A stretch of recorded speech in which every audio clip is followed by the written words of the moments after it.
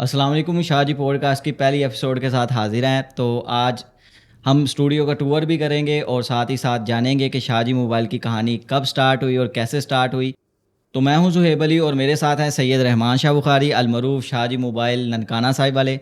तो शाहजी कैसे हैं आप? मैं ठीक हूँ जनाब। ज़ोहेब भाई कैसे हैं आप? ठीक हैं? अल्लाह करम है जी। और अपने स्टूडियो में मेहमान बन के आपको कैसा लग रहा है?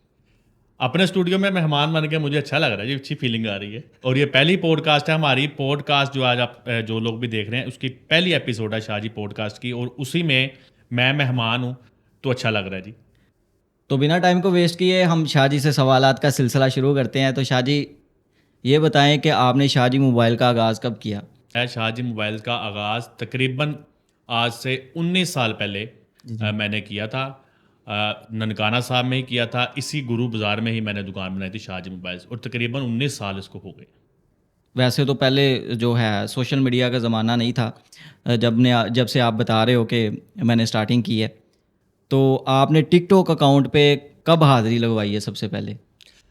अच्छा, ये जो सोशल मीडिया वाली बात है वो ऐसे है कि सोशल मीडिया तो पहले भी था, लेकिन पहले सोशल मीडिया जो है ना वो फेसबुक को माना जाता था, उसके बाद एक्स आ गया, यूट्यूब को भी माना जाता था। टिकटॉक जो है ना उसको मैंने बहुत इसमें ना लेट एंट्री की है, और उसके पीछे कुछ रीज़न्स थी। उसमें सबसे पहले रीज़न ये थी कि मैं पहले एक पॉलिटिकल वर्कर के तौर पे काम करता था, और सोशल मीडिया पे ही मैं काम करता था। मैंने सोशल मीडिया पे पॉलिटिकल पहचान बनाई हुई थी। उसके बाद फिर 2018 में जब हुकूमत खान साहब की आई है, तो उसके बाद कुछ ऐसे हालात बन गए कि हमें जो है ना सोशल मीडिया छोड़ना पड़ गया। जी। बिल्कुल पाबंदी लगा दी गई हम पे कि अभी आपने सोशल मीडिया का इस्तेमाल नहीं करना। मैं इस तरह हमें काबू कर दिया गया। तो थोड़ा सा फिर दिल बर्दाश्त होकर सोशल मीडिया मैंने बिल्कुल छोड़ दिया था। और उसके बाद मैं बहुत लेट 2023 में, हालांकि मैं आपको बताता चलूँ, जो लोग वीडियो देखने बखूबी जानते हैं कि टिकटॉक तो पाकिस्तान में 2019-20 में ही काफ़ी कामयाब होना शुरू हो गया था। और जब कोरोना का लॉकडाउन आया तो टिकटॉक लोगों के पास बहुत टाइम था, तो बिल्कुल। टिकटॉक बहुत ज़्यादा लोगों ने इस्तेमाल शुरू कर दिया। हम लोग टिकटॉक को सीरियस नहीं लेते थे। मैं इसको पर्सनली फजूल समझता था कि यार ये अच्छा नहीं है, ये फजूल ही है। शॉर्ट वीडियो को ना मैं कबूल करने को तैयार नहीं था, क्योंकि हम काम करते थे फेसबुक पे, यूट्यूब पे, एक्स पे, तो मुझे इसमें कोई इंटरेस्ट नहीं था। लेकिन बहरहाल बहुत लेट, कोई 2018 के बाद अगर देखें तो मैं तो सोशल मीडिया वैसे छोड़ गया था। 2023 में मैंने दोबारा से ना पॉलिटिकल शुरुआत की टिकटॉक पे। वैसे वो देखा जाए तो टिकटॉक पे पहले मैंने भी जो देखा है कि सूरत हाल ऐसी थी, कोई डांसिंग वीडियो ये चीज़ ऐसे ही। यानी कि फजूलियात ही ज़्यादा चलती थी। लोग ज़्यादातर इसको यानी कि बिज़नेस तौर पे इस्तेमाल में नहीं ला रहे थे। और बिल्कुल आपकी बात बिल्कुल। ऐसे ही है। और यही वजह थी कि मैं टिकटॉक से मुतनफ़र था, क्योंकि हम लोग पॉलिटिकल सोशल मीडिया यूज़ करते थे। मुझे लगता था ये नाच गाने के लिए है, बिल्कुल। लेकिन मुझे इसके पोटेंशियल का अंदाज़ा नहीं था। और अब बहुत सी सियासी जमातों को भी नहीं था, मैं ये भी बताता चलूँ, बिल्कुल। क्योंकि ज़ाहिर है मैं सियासी लेवल पे काम करता था, तो बहुत सी सियासी जमातें भी इसको सीरियस नहीं लेती थी। बिल्कुल। फिर ऐसा हुआ कि 2023 में मैंने हल्का-फुल्का सा टच देने के लिए ना टिकटॉक, मुझे कुछ दोस्तों ने कहा कि यार आप टिकटॉक पे आओ, बड़ा मज़ा आएगा। तो मैंने टिकटॉक पे पॉलिटिकल वीडियोज़ जो है ना वो बनानी शुरू कर दी। जी जी। और दोबारा से मेरा वो अकाउंट जो था वो वायरल होना शुरू हो गया। तो उसके बाद फिर ये बना कि अब शाहजी मोबाइल्स टिकटॉक पे कैसे आती है, वो ऐसे आती है कि मुझे एक दोस्त है, इमरान खान साहब का, वो बहुत बड़ा फ़ैन है, उनका वोटर है, सपोर्टर है, पीटीआई का है, जी जी। लाहौर का। मैं नाम लूँगा क्योंकि वो मेरा मोहसन है, मैं उसको अपना मोहसन समझता हूँ। राशिद अब्बासी साहब है, मोबाइलों का ही काम करते हैं, जी जी। मेरे बड़े अच्छे दोस्त हैं। हाल रोड पे उनकी दुकान है, आयान मोबाइल के नाम से। जी जी। उन्होंने मुझे पहली दफ़ा ये बात कही बुला के, जब उनको मिलने गया हुआ था, कि शाह साहब जितना आप ये पहले भी आपने पॉलिटिकल सोशल मीडिया इतना चलाया, अपना कारोबार तबाह किया, अपनी दुकानदारी आपने उसको इग्नोर किया हमेशा। इस दफ़ा मेरी मान के आपने पॉलिटिकल टिकटॉक पे जो शुरुआत की है ना, वायरल हो रहे हैं ना, यही मेरी मान के ना आप अपना कारोबारी काम करें, तो आपको को फ़ायदा होगा। पहले जो है ना आप कारोबार अपना ठीक करें। जी जी। तो मेरे ना वो दिमाग में बात बैठ गई कि यार मैंने कभी ये बात सोची नहीं है कि मैं सोशल मीडिया को अपने कारोबार के लिए इस्तेमाल करूँ।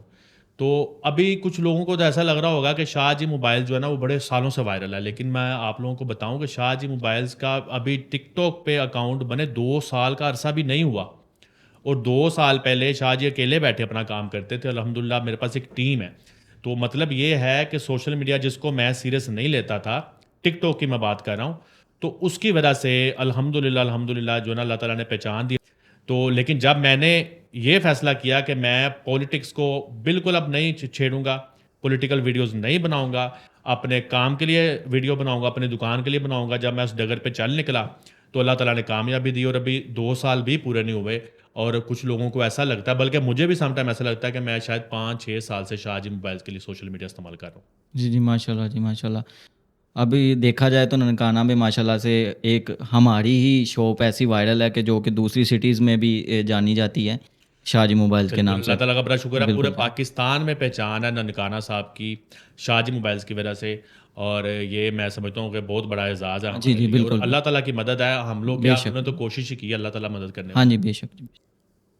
अच्छा शाहजी, देखा जाए तो पाकिस्तान में सारे मोबाइल फ़ोन वाले हैं जो, वो अपनी शॉप पे वीडियो बनाना यानी कि अच्छा समझते हैं। आपने स्टूडियो बनाना क्यों अच्छा समझा? यार ये बड़ा इंटरेस्टिंग सवाल है और मैं इसका जवाब भी देना चाहूँगा, बड़ा मुझे मज़े का ये सवाल लगा जो आपने ये पूछा है। क्योंकि मुझे ना पहले भी काफ़ी लोगों ने पूछा कि भई आप दुकान पे वीडियो क्यों नहीं बनाते? आपने स्टूडियो क्यों बनाया? अच्छा उसकी वजह ये है कि ना मैं सोशल मीडिया पे भी जब वायरल था ना, जब पॉलिटिकली भी, तो हमारा शहर छोटा-सा था, ननकाना सा 2 किलोमीटर का शहर था। जी, तो हमें बड़े सिटीज़ के मुकाबला करने के लिए ये करना पड़ता था कि हमें कंटेंट में जान डालनी पड़ती थी। तो जब मैंने फ़ैसला किया ना, जब राशिद अब्बासी ने मुझे कहा कि भई आप इस टिकटॉक को दोबारा से अपने ना काम के लिए इस्तेमाल करो। तो मैंने ना तब सोचा कि यार छोटे से शहर में मेरी दुकान है, जीटी रोड हमसे 20 किलोमीटर दूर है, ननकाना साहब 2 किलोमीटर का शहर है। तो सोशल मीडिया पे वायरल होने के लिए मुझे ना मैंने कैलकुलेशन शुरू कर दी कि मुझे क्या काम करना चाहिए कि मैं अपनी दुकान को वायरल कर पाऊँ। तो मैंने फ़ैसला किया कि एक तो मुझे कंटेंट में जान चाहिए। बिल्कुल जैसे आम दुकानदार दुकानों पे बना रहे हैं, मैं वैसा काम ना करूँ, मैं जी, डिफरेंट करूँ।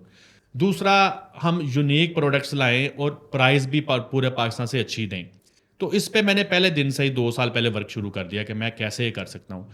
तो सबसे पहले जो है ना मैंने फिर सोचा कि भई मुझे जो है ना जी, प्रॉपर स्टूडियो बनाना चाहिए। बजाए कि मैं दुकान पे काम करूँ, मुझे सब डिफरेंट करना चाहिए क्योंकि स्टूडियो में काम सिर्फ़ कर रहे थे, जो लोग मोबाइल फ़ोनों पे रिव्यूज़ देते थे, अनबॉक्सिंग की वीडियोज़ बनाते थे, लेकिन वो बेचते नहीं थे। जी। बेचने वाला पाकिस्तान में पहला दुकानदार मैं ही था जिसने बाकायदा स्टूडियो की बुनियाद रखी। अच्छा। जब आपने स्टूडियो को स्टार्टिंग की थी अपनी, तो आपके पास क्या-क्या सामान उस वक़्त अवेल था? अच्छा यार, जब मैंने पहली दफ़ा स्टूडियो बनाया तो मेरे पास क्या सामान था इसका मैं आपको बता दूँ। सबसे पहले बताऊँ कि मैंने शुरू में सोचा कि मैं ना दुकान में अपनी शूटिंग किया करूँ।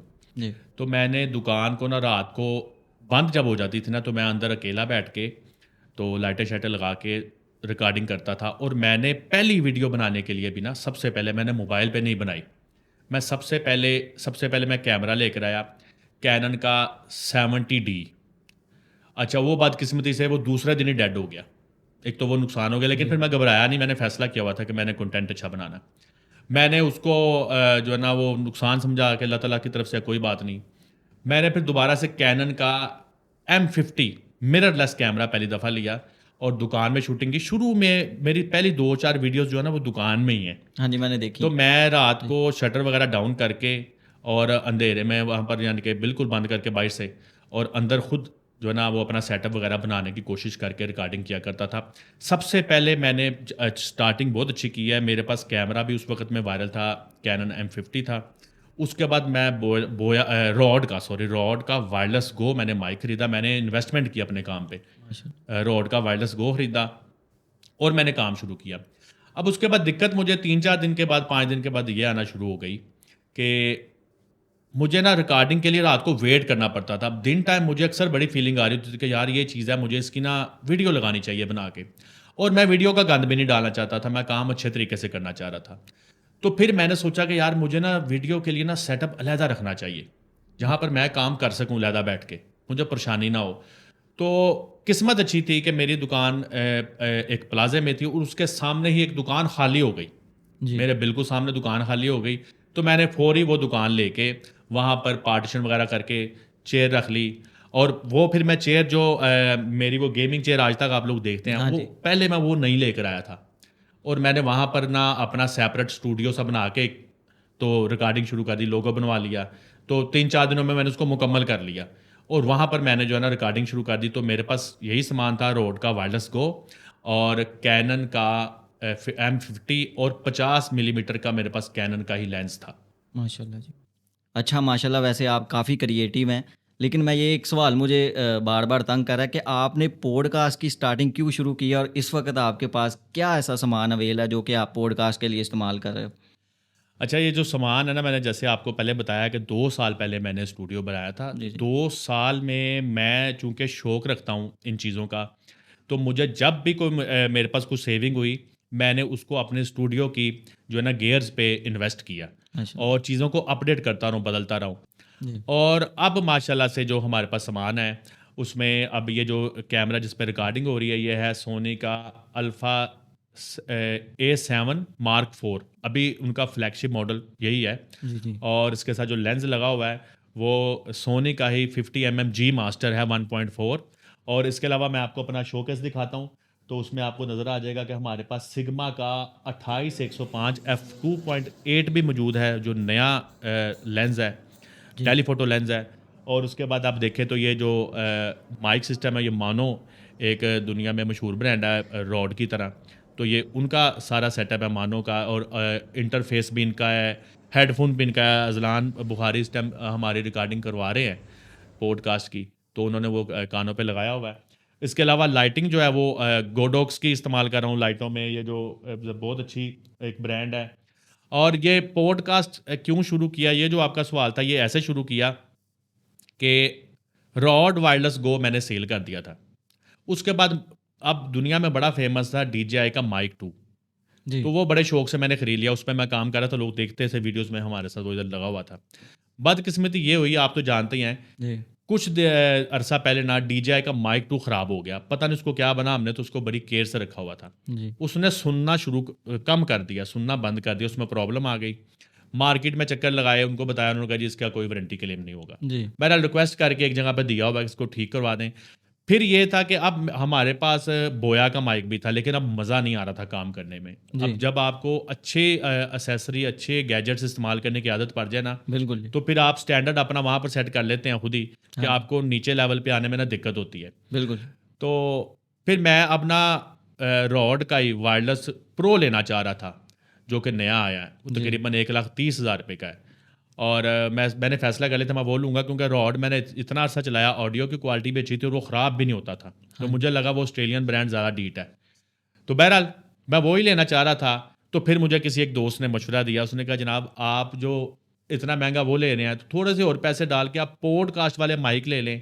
एक तो आपके पास देखो स्टूडियो तो है ही, जी, बिल्कुल। तो वहाँ पर आप पॉडकास्ट भी कर सकेंगे, बातचीत आप कर लेते हैं।